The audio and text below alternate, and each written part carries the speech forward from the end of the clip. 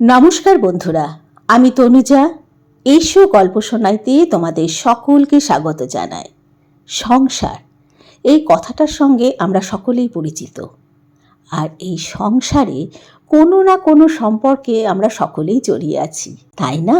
আজকের গল্পের নাম সংসার। লিখেছেন বিভূতিভূষণ বন্দ্যোপাধ্যায়। উপেন ভট্টাচার্যের পুত্রবধূ বেশ সুন্দরী। একটি মাত্র ছোট ছেলে নিয়ে অত বড় পুরনো সেকেলে ভাঙা বাড়ির মধ্যে একাই থাকে। স্বামীর পরিচয়ে বউটি এ গ্রামে পরিচিতা নয়। অমুকের পুত্রবধূ এই তার একমাত্র পরিচয়। কারণ এই যে স্বামী ভবতারণ ভট্টাচার্য ভবঘুরে লোক, গাঁজা খেয়ে মদ খেয়ে বাপের যথাসর্বস্ব উড়িয়ে দিয়েছে। এখন কোথায় যেন সামান্য মাইনেতে চাকরি করে। শনিবারে শনিবারে বাড়ি আসে, কোনো শনিবারে আসেই না। শ্বশুর উপেন ভট্টাচার্য গ্রামের জমিদার মজুমদারদের ঠাকুর বাড়িতে নিত্য পূজা করেন। সেইখানেই থাকেন, সেখানেই খান। বড় একটা বাড়ি আসেন না তিনিও। ভালো খেতে পান বলে ঠাকুর বাড়িতেই পড়ে থাকেন। নইলে সকালের বাল্যভোগের লুচি ও হালুয়া, পায়েস, দই ও বৈকালির ফলমূল 12 ভূতে লুটে খায়। কোনো কোনো দিন সন্ধ্যার দিকে তিনি বাড়ি আসেন, হাতে একটা ছোট্ট পুটুলি, তাতে প্রসাদী লুচি ও মিষ্টি, ফলমূল, একটু বা ক্ষীরের ছাঁচ থাকে। তার নাতি করুণার বয়স এই 7 বছর। না খেতে পেয়ে সে সর্বদা খাই খাই করছে। যা হয় পেলেই খুশি, তা কাঁচা আমড়া হোক, পাকা নোনা হোক, চাল ভাজা হোক, তালের কল হোক, আধ পাকা শক্ত বেল হোক, খাওয়া পেলেই হলো। স্বাদের অনুভূতি তার নেই। ঝাল, টক, মিষ্টি, তেতো তার কাছে সব সমান। ও করুণা, এই দেখ কি এনেছি। কি ঠাকুর দাদা? দাদুটা তো বলার নিয়ম নেই এইসব অজপাড়া গায়ে। ওসব শৌখিন শহুরে বুলি করুণা শেখেনি। সে ছুটে যায় উৎসুক লোভীর ব্যর্থতা নিয়ে। ঠাকুরদাদা পুটলি খুলে দুখানা আখের টিকলি, একটা বাতাসা ওর হাতে দেন। ও তাতে মহা খুশি। ঠাকুরদাদা যে জিনিস দেন তার চেয়ে যে জিনিস দেন না অনেক ভালো ও অনেক বেশি। পুটুলির সে অংশে থাকে বৈকালী ভোগের লুচি, কচুরি, মালপোয়া ও তালের বড়া। যখনকার যে ফল সেটা ঠাকুরকে নিবেদন করার প্রথা এই ঠাকুর বাড়িতে বহুকাল থেকে প্রচলিত। এখন ভাদ্র মাস, কাজে তালের বড়া রোজ বিকেলে নিবেদিত হয়। করুণা এক আধবার পুটুলির অন্য অংশে চাইলে, কিন্তু তাতে তার লোভ হয় না। ওরকম দেখতে খুব ছেলেবেলা থেকে সে অভ্যস্ত। সে জানে ও অংশে তার কোনো অধিকার নেই। ঠাকুরদাদার দিকে ও বোকার মতো চেয়ে থাকে। উপেন ভট্টাচার্য গলায় কাশির আওয়াজ করে পুত্রবধূকে তার আগমন বার্তা ঘোষণা করতে করতে বাড়ি ঢোকেন এবং শটাং দোতলায় নিজের ঘরটিতে চলে যান। রোজ তার ঘরটিতে নিজে চাবি দিয়ে বেরিয়ে যান এবং এসে আবার খোলেন। পুত্রবধূকে বিশ্বাস করার পাত্র নন তিনি। কোনো মেয়ে মানুষকেই বিশ্বাস নেই। ও বৌমা, বৌমা, ওপরে এসো। কে? বাবা? একবার ওপরে এসো। পুত্রবধূ ওপরে গিয়ে দেখে শ্বশুর পুটুলি খুলে কী সব খাবার জিনিস এস্তভাবে হাঁড়ির মধ্যে পুড়ছেন। পুত্রবধূকে দেখে তাড়াতাড়ি তিনি হাঁড়িটার দিকে পিছন ফিরে বসে বললেন, বৌমা, ইয়ে করো তো, আমার ঘরে একটা আলো জ্বেলে দিয়ে যাও। আপনি রাতে কি খাবেন? ভাত রাঁধবো? না, তুমি শুধু খাবার জল 1 ঘটি দিয়েছো এরপরে। এই সংসারের বৃদ্ধ শ্বশুরের জন্য পুত্রবধূর রাঁধবার নিয়ম নেই। যার যার তার তার। ছেলে যখন আসে বাপের খোঁজ নেয় না। ওরা নিজে রাঁধে, নিজেরা খায়। উপেন ভট্টাচার্য এসে নিজের ঘরের তালা খুলে বড়জোর একটু জল, কোনো দিন বা একটু নুন চান পুত্রবধূর কাছে। এর বেশি তার কিছু চাইবার থাকে না, কেউ তাকে দেয়ও না। আজ পুত্রবধূর তার জন্য রান্না করার প্রস্তাবে তিনি খানিকটা বিস্মিত না হয়ে পারেননি মনে মনে। বোধহয় সেই জন্যে পুত্রবধূর প্রতি তার মনোভাব হঠাৎ বড় দরাজ হয়ে গেল। তার ফলে যখন আবার সে জলের ঘটি নিয়ে ঢুকল, তখন তিনি হাঁড়িটার সামনে নিয়ে বললেন, দাঁড়াও বৌমা, করুণাকে দিয়েছি, আর তুমি এই দুখানা লুচি আর একটু মিষ্টি নিয়ে যাও, জল খেও। পুত্রবধূ 2 হাত পেতে শ্বশুরের দেওয়া আধখানা ক্ষীরের ছাঁচ, খানচারেক লুচি, আধখানা ছানার মালপোয়া ও 2টি তালের বড়া নিয়ে একটু অবাক হয়েই দাঁড়িয়ে রইল। শ্বশুর হঠাৎ কেন এত সদয় হয়ে উঠলেন তার উপরে? না খেয়ে থাকলেও তো কখনো পোছেন না সে খাচ্ছে না উপোস করছে। সে বললে, আমি চাই বাবা। হ্যাঁ যাও। পান আছে? না তো বাবা, এ হাটে আমার হাতে পয়সা ছিল না। করুণার পাঠশালার মাইনে 4 আনা বাকি। তাগাদা করছে মাস্টার, তাও দিতে পারছি নে। পুত্রবধূর নাম তারা। গরিব ঘরের মেয়ে না হলে আর এমন সংসারে বিয়ে হবে কেন? নিচে নেমে এসে সে ছেলেকে ডেকে 2খানা লুচি আর মিষ্টিগুলো সব খেতে দিলে। নিজের জন্য রাখলে 2খানা লুচি আর 2টি তালের বড়া। ছেলেকে তালের বড়া খেতে দিলে ওর পেট কামড়াবে রাতে। সত্যি তার হাতে পয়সা না থাকায় কোনোদিনই রাতে সে কিছু খায় না। করুণার জন্যে 2 বেলা চাল নেওয়া হয় ওবেলা, জল দেওয়া ভাত সন্ধ্যের পিদিম জ্বালিয়ে এই করুণাকে খেতে দেয়। তারপর মায়ে বয়ে শুয়ে পড়ে। নিত্য নক্ষত্র ওঠে আকাশে, নিত্য চাঁদের জ্যোৎস্নায় প্লাবিত হয়ে যায় ওদের মস্ত বড় ছাদটা। ও ছেলেকে নিয়ে অত বড় বাড়ির মধ্যে একখানা ঘরে শুয়ে থাকে। ইঁদুর খুটখাট করে, কলা বাদুর পুরনো বাড়ির কোণে কোণে চটাপট শব্দে ওড়ে। ছাদের ধারের বেলগাছটাতে বেলের ডাল বাতাসে দোলে। কোনো দিন ওর ছেলের ঘুম ভেঙে যায়।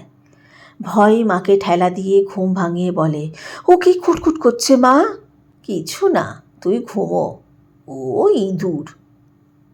বাইরে ছাদে, ওই শোনো। ও কিছু না, তুই ঘুমো। শাকচুন্নি আছে মা বেলগাছে? না, সেসব কিছু না। শোনো মা, রেতার দাদা গল্প করছিল, তাদের বাঁশঝাড়ে শাকচুন্নি আছে। রেতা নিজেও দেখেছে একদিন, বুঝলে মা? তুই ঘুমো, সব বাজে গল্প। আচ্ছা খোকন, আমি একা একা রাত 8টার সময় পুকুরে কাপড় কেচে আসি, আমি কিছু তো দেখিনি। উপেন ভট্টাচার্যের পুত্রবধূর সাহস খুব, এ কথা গায়েও সকলে বলা বলি করে। অত বড় প্রাচীন অট্টালিকার বহু ঘরদোরের মধ্যে ছোট্ট একটি ছেলে সম্বল করে বাস করে ওই ভূতের বাড়িতে। বাবা, শ্বশুর তো কালে ভদ্রে বাড়ি ফেরে, স্বামীও প্রায় তাই। শনিবারে যদি বা এলো, রবিবার বিকেলেই চলে গেল। ধন্যী সাহস বটে মেয়ে ছেলের। কেউ কেউ বলে, মেয়ে মানুষের ভাই যাই বলো অতটা সাহস ভালো না। স্বভাব চরিত্রের কার কীরকম তা তো কেউ বলতে পারে না। শেষ রাত্রে করুণা আবার মাকে ঠেলা মেরে বললে, ও মা, ওঠো না, কিসের শব্দ হচ্ছে? তুই বাবা আর ঘুমোতে দিলি নে। কোথায় শব্দ? কে এসে দরজায় ঘা দিলে, কড়া নাড়লে ওদের ঘরের বাইরে। তারা ধর্মর করে উঠে বললে, কে? বাইরে থেকে উত্তর এলো, আমি, দৌড় খোলো। করুণা ভয়ে কাঠ হয়ে গিয়েছিল। হঠাৎ সে খুশিতে চেঁচিয়ে উঠল প্রায়, ও বাবা! তারা তাড়াতাড়ি উঠে গিয়ে খিল খুলে দিয়ে একগাল হেসে বললে, এসো এসো, একেবারে শেষ রাত্রিরে, ভালো আছো? হ্যাঁ, বাস খারাপ হয়ে গিয়েছিল রাস্তায়, আসতে যা কষ্ট হয়েছে। তালপুকুরের মাঠের মধ্যে বাস খারাপ হয়ে দাঁড়িয়ে রইল রাত 10টা থেকে, এই খানিকটা আগে তখন চলল। তুমি হাত মুখ ধো, জল গামলায় আছে, গারোতে আছে, আমি ভাত চড়াই। ভাত? শেষ রাত্রি ভাত খেয়ে মরি আর কি। আমার পুটুলির মধ্যে সরু চিড়ে আছে, তাই 2টো ভিজিয়ে দাও। খোকা, সরে আয়, তোর জন্যে জিলিপি কিনেছিলাম, তা মেয়ে নেতা হয়ে গিয়েছে। এই নাও, খোকারে 2খানা দাও, তুমি 2খানা খাও। আমি খাবো না, তুমি খেয়ে একটু জল খাও। ওগো না না, যা বলছি শোনো না, আমার পেট ভালো না কদিন থেকে। সরু চিড়ে ভিজিয়ে নেবুর রস আর নুন মেখে বেশ কচলে কচলে কদ বের করে। থাক থাক, তোমাকে আর শেখাতে হবে না, হাত মুখ ধুয়ে এসো। যাব, তার আগে একবার গাড়টা দাও দেখি, গামছাখানা এখানে রেখে দিও। আসছি আমি। তারা তখনই চিড়ে ভেজাতে দিলে। স্বামী এসে হাত মুখ ধুয়ে বসল। তার সামনে পাথরের একটা বড় বাটিতে চিড়ের কদ, নুন লেবু মিশিয়ে তাকে খেতে দিলে। স্বামী একটুকু মুখে দিয়ে বললে, বাহ, বেশ, নুন নেবু মিশিয়ে বড় চমৎকার খেতে লাগছে। আর দেব? না না, এই বেশি হয়েছে। হ্যাঁ গা, ধার দেনা কত এবার? মাছ কিনেছিলাম একদিন 4 আনা, একদিন 2 আনা। আর খোকা আমসত্ত্ব খেতে চেয়েছিল, তাই বোষ্টম বাড়ি থেকে কিনে এনেছিলাম 2 আনার। আমসত্ত্ব আবার কিনতে গেলে? বড় নবাব হয়েছ না? স্বামীর মুখে কড়া সুরের কথা শোনা এই প্রথম নয় তারার। ওর চেয়ে অনেক বেশি রূঢ় ব্যবহার ও কথা সে সহ্য করে আসছে স্বামীর। গা সওয়া হয়ে গিয়েছে তার, তাও বিনি দোষে। খোকা খেতে চেয়েছিল, ছেলে মানুষ আবদার ধরলে ও কি বোঝে কিছু? অবোধ, না দিতে পারলে কষ্ট হয়। বারে খোকা কাঁদতে লাগলো, দেব না কিনে? না, বাপের বাড়ি থেকে পয়সা এনে দিও। মুখ সামলে কথা কও বলছি, বাপ তুলো না, খবরদার। ওরে বাপরে, দেখো ভয়েতে ইঁদুরের গর্তে না ঢুকি, তবুও যদি বাপের বাড়ি চালে খড় থাকতো।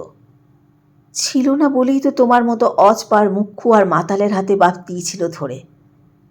তবে রে, স্বামী ভবতারণ হাতের কাছে ছাতা পেয়ে তাই উঁচিয়ে তেড়ে গেল তারার দিকে। করুণা চিৎকার করে কেঁদে উঠল ভয়ে। ওপর থেকে উপেন ভট্টাচ বলে উঠলেন, কে কে, কি হলো, কে ওখানে? ভবতারণ উদ্যত ছাতা নামিয়ে বললে, তোমার আমি ফের যদি, ছোট লোকের মেয়ে কোথাকার। খবরদার, আবার বাপ তুলছ, বেরো তুমি বাড়ি থেকে, দূর হও, তোমার মুখে ছাইয়ে নুড়ো দেবো বলে দিচ্ছি, বেরো। হারামজাদি, দেখ এখনো মুখ সামলা বলে দিচ্ছি। বেরোবো কেন? তোর কোন বাবা এ বাড়ি করে রেখে গিয়েছিল জিজ্ঞেস করি, তুই বেরো। করুণা আকুল সুরে কাঁদছে বাবা মার ধন্দমার ঝগড়ার মাঝখানে পড়ে গিয়ে। ওর মা এসে ওকে কোলে নিয়ে বললে, চল খোকা, আমরা এই বাড়ি থেকে চলে যাই, ওরা থাকুক, যাদের বাড়ি। তোর আমার বাড়ি তো না। খবরদার, খোকাকে ছুঁয়ো না বলছি। যাবি হারামজাদি তো একলা মর্গে যা, খোকা তোর না আমার। বেশ, রাখো খোকাকে, আমি একলাই যাচ্ছি। যা, বেরো। করুণা ছুটে গিয়ে মাকে জড়িয়ে ধরে বললে, মা তুমি যেও না, আমি তোমার সঙ্গে যাব। ভবতারণ বললে, খোকন, কেঁদো না, তোমায় আমি কলকাতা নিয়ে যাব, রেলগাড়ি কিনে দেব, মোটর গাড়ি কিনে দেব, এসো। করুণা কান্নায় জড়িত সুরে বললে, না। এসো না। কলকাতায় যাবি নে? না। মাকে সে আরও বেশি করে জড়িয়ে ধরে। এমন সময়ে ওপর থেকে উপেন ভট্টাচ নেমে এসে ছেলেকে বললেন, তুই কি চেঁচামেচি আরম্ভ করলি ভোর রাত্রি? তুই মানুষ হলি না এই দুঃখে, আর আমি বাড়ি আসিনে, কেন মিছিমিছি বৌমাকে যাতা বলছিস? আমি সব শুনছি ওপর থেকে, তোরই তো দোষ, ও আমার ঘরের লক্ষ্মী। আপনাকে তো কিছু বলিনি, আপনি ওপরে যান বাবা, আমাদের কথার মধ্যে আসতে কে বলেছে আপনাকে? আমি যাই না যাই সে আমি বুঝবো। আর তুই যে বলছিস বৌমাকে বাড়ি থেকে বেরুতে, আমার বাড়ি না তোর বাড়ি? আমি আজও বেঁচে নেই? তোর কি দাবি আছে এ বাড়ির ওপর? আমি ওপর থেকে সব শুনেছি।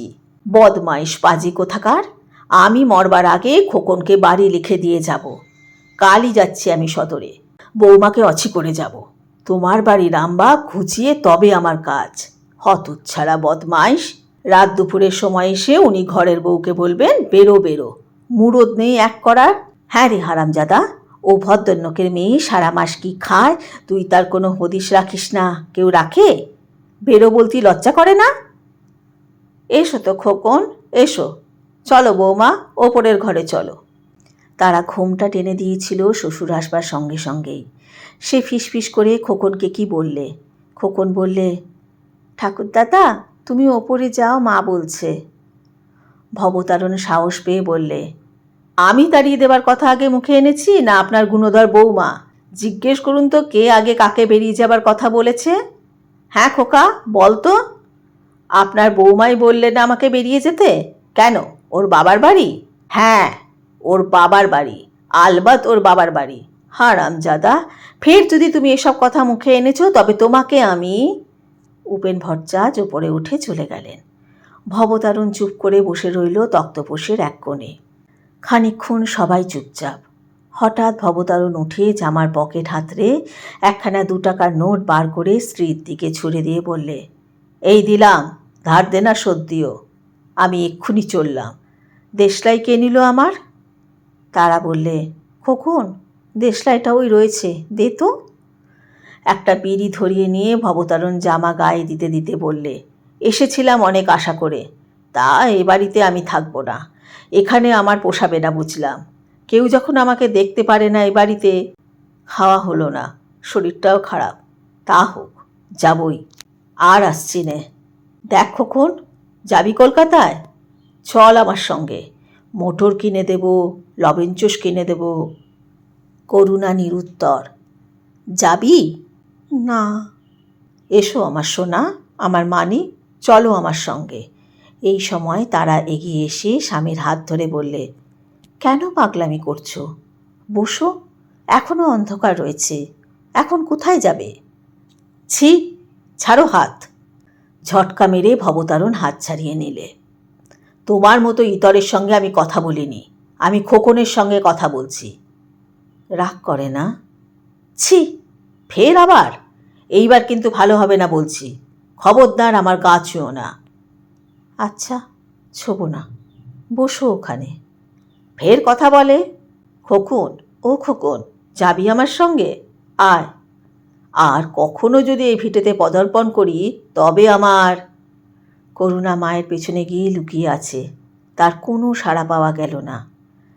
সকালবেলা বেশ রোদ উঠেছে। তারা স্বামীকে 2খানা পেঁপের টুকরো হাতে দিয়ে বললে, খাও, পেট ঠান্ডা হবে। ভবতারণ এই ঘুমিয়ে উঠেছে, চোখ ভারী ভারী। পেঁপে রেখাপি হাতে নিয়ে বললে, উনি কোথায়? উপরে। যাবেন না? তা কি জানি। খাবেন? উনি কবে খান? কাল সন্ধ্যের সময় এলেন, বললাম ভাত রেঁধে দিই, উনি বললেন না। পেঁপে আর আছে? দিয়ে এসো না উপরে। সেই তুমি বললে তবে দেব, সে দিয়ে এসেছি, তুমি তখন ঘুমিয়ে। দিও, বুড়ো মানুষ, সে তোমাকে শেখাতে হবে না। খোকন, ও খোকন, শোন। ও খেয়েছে, ওকে ডাকছো কেন? তুমি খেয়ে ফেলো, তোমার পেট ঠান্ডা হবে পেঁপে খেলে। এখন কেমন মনে হচ্ছে? এখনো গোলযোগ যায়নি, ভাতে জল দিয়ে নুন নেবু দিয়ে তাই খাবো। তেল দাও, নিয়ে আসি। করুণা বাপের কাছে এসে বললে, কি বাবা? এই নে, খা। তারা বললে, আহা, কেন আবার, তুমি খাও। এই সময় উপেন ভট্টাচার্য খড়ম পায়ে দিয়ে উপর থেকে নেমে এলেন। ঘরে উঁকি দিয়ে বললেন, কে? ভবতারণ? ভালো পেঁপে, খা। ইয়ে বৌমা, আমি আসি, ওখানেই খাবো। ভবতারণ, আজ আছিস তো? ভবতারণ দাঁড়িয়ে উঠে বললে, না বাবা, ও বেলা চলে যাব। আপনি আসবেন না ও বেলা? আচ্ছা, তুই যাবার আগে আমি ফিরে আসব। আমি। এই সময় তারা ফিসফিস স্বরে কি বললে স্বামীকে। ভবতারণ ডেকে বললে, বাবা। কি? এই বেলা এখানে দুটো খাবেন? আপনার বৌমা বলছে, কই মাছ আনতে যাচ্ছি বাঁধালে, একসঙ্গে বসে অনেক দিন খাইনি, কেমন? উপেন ভট্টাচার্য সম্মতি জ্ঞাপন করে রোয়াক থেকে উঠোনে পা দিলেন। কি ভেবে এসে আবার বসলেন রোয়াকে। পুত্রবধূ বললে, তামাক সেজে দেব? দেও দিকি। ছেলে ভবতারণ নিজেই তামাক সেজে নিয়ে এলো। বৃদ্ধ উপেন ভট্টাচার্য চোখ বুজে হুঁকোয় টান দিতে দিতে চিন্তা করতে লাগলেন, এমন সকালবেলা কতকাল আসেনি তার জীবনে। স্ত্রী মারা গিয়েছে আজ বোধহয় 20 বছর, ভবতারণ তখন 11 বছরের বালক। তারপর থেকেই ছন্নছাড়া সংসার জীবন চলছে, আঁটোসাঁটো নেই কোনো বিষয় কারো। তার উপরে দারিদ্র তো আছেই। হাতে পয়সা ছিল না বলেই ভবতারণকে লেখাপড়া শেখাতে পারেননি। লেখাপড়া শেখালে অত খারাপ হতো না সে। অবহেলিত পুত্রের প্রতি উপেন ভট্টাচার্যের মায়া হলো। কাল অত বকুনি দেওয়াটা উচিত হয়নি। ভবতারণ বাড়ি ফিরে এলো 8টার সময়। স্ত্রীকে বললে, দেখো কারে বলে যশোরে কই, আতপোর নামও নেই, ওপরে 1 পোয়া 5-6টা, বাবাকে দেখাও। পুত্রবধূ বললে, এই দেখুন। বাহ বাহ, কত করে সে নিলে? 3.5 টাকা। তা হবে, যুদ্ধের সময় ছিল ভালো, এই দিন দিন যা হয়ে উঠল। অনেক দিন পরে পুত্র পুত্রবধূর সেবা যত্ন জুটল উপেন ভট্টাচার্যের ভাগ্যে।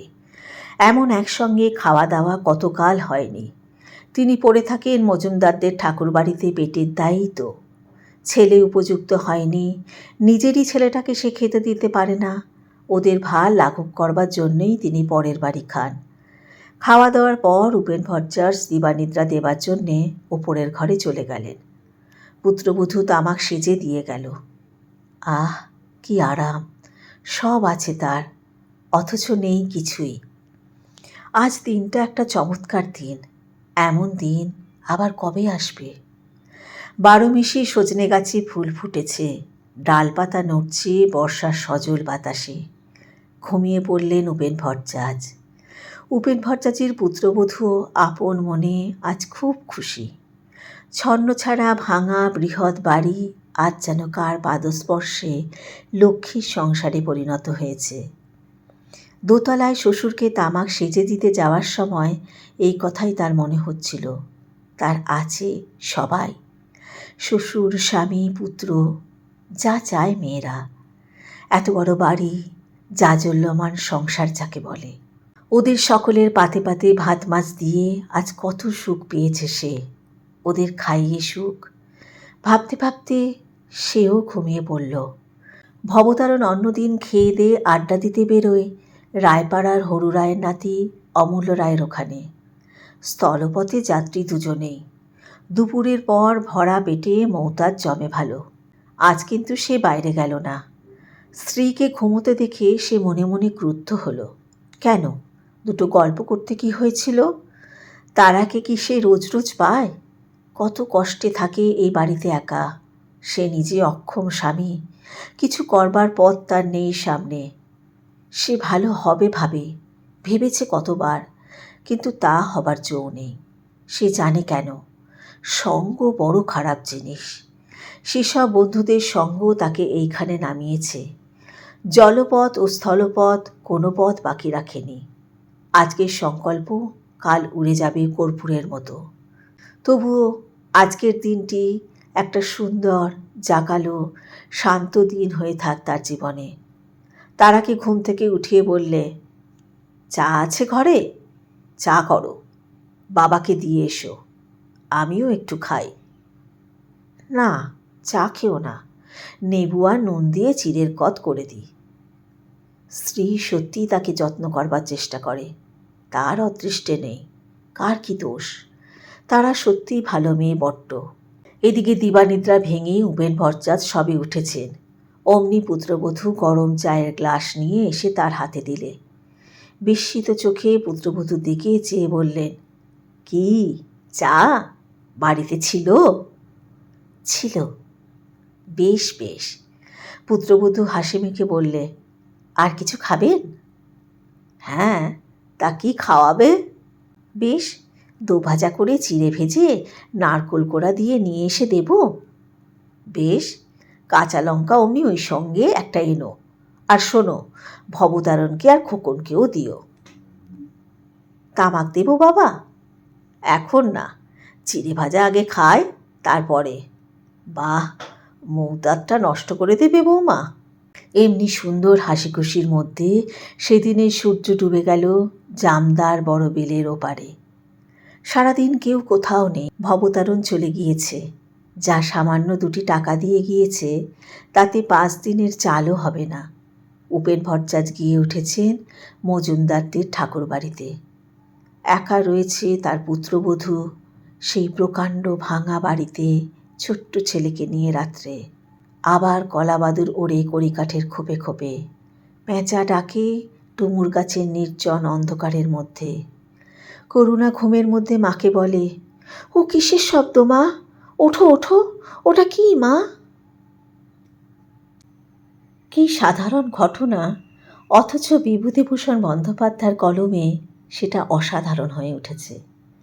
সংসারের প্রতিটি ছোট ছোট বিষয় যে কতটা মায়া জড়িয়ে থাকে, কিছু না থাকার মধ্যেও অনেক কিছু আছে যা একে অপরের প্রতি আন্তরিক টান তৈরি করে। সত্যিই সংসার শব্দের অন্তর্নিহিত অর্থ অনেক বড়। এতক্ষণ ধরে আমার গল্প পাঠ শোনার জন্য আন্তরিক ধন্যবাদ জানাই তোমাদের। কেমন লাগলো আজকের গল্প? যদি আমার গল্প পাঠ ভালো লেগে থাকে তাহলে আমার চ্যানেলটিকে সাবস্ক্রাইব করে লাইক করে পাশে থাকা বেল আইকনটি ক্লিক করে দিও। তাহলে যখনই আমি নতুন গল্প দেব তোমাদের কাছে নোটিফিকেশন পৌঁছে যাবে। আজকের মতো বিদায়। আবার সামনের মঙ্গলবার নতুন কোনো গল্প নিয়ে তোমাদের সামনে হাজির হব। তোমরা খুব ভালো থেকো, সুস্থ থেকো, আনন্দে থেকো।